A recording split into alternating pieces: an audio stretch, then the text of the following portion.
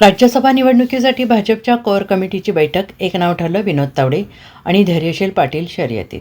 येत्या 16 मार्चला राज्यसभेच्या रिक्त होणाऱ्या 37 जागांसाठी निवडणूक होणार आहे. यामध्ये महाराष्ट्रातील 7 जागांचा समावेश आहे. राज्यसभेच्या निवडणुकीसाठी अर्ज भरण्याची अंतिम तारीख 5 मार्च निश्चित करण्यात आली आहे. त्यानंतर 6 मार्च रोजी अर्जाची छाननी केली जाईल. उमेदवारांना माघार घेण्यासाठी 9 मार्चपर्यंत मुदत देण्यात आली आहे.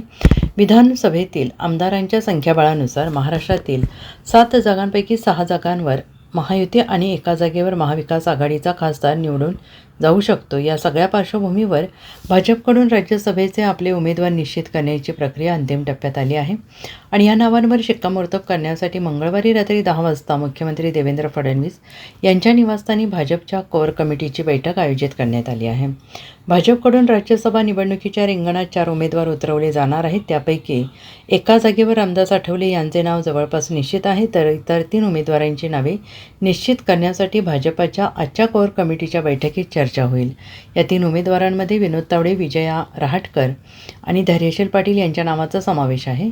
विनोद तावडे यांनी गेल्या काही वर्षांमध्ये राष्ट्रीय पातळीवर भाजपसाठी संघटनात्मक पातळीवर लक्षणीय कामगिरी केली आहे. त्यांच्या या कामगिरीची दखल घेऊन भाजप त्यांना राज्यसभेवर संधी देणार का हे बघावं लागेल. तसं घडल्यास विनोद तावडे हे सक्रिय राजकारणात पुनरागमन करतील. या पार्श्वभूमीवर भाजपच्या आजच्या कोअर कमिटीच्या बैठकीकडे सगळ्यांच्या नजरा लागल्या आहेत. Bureau report, SBN Marathi, Mumbai.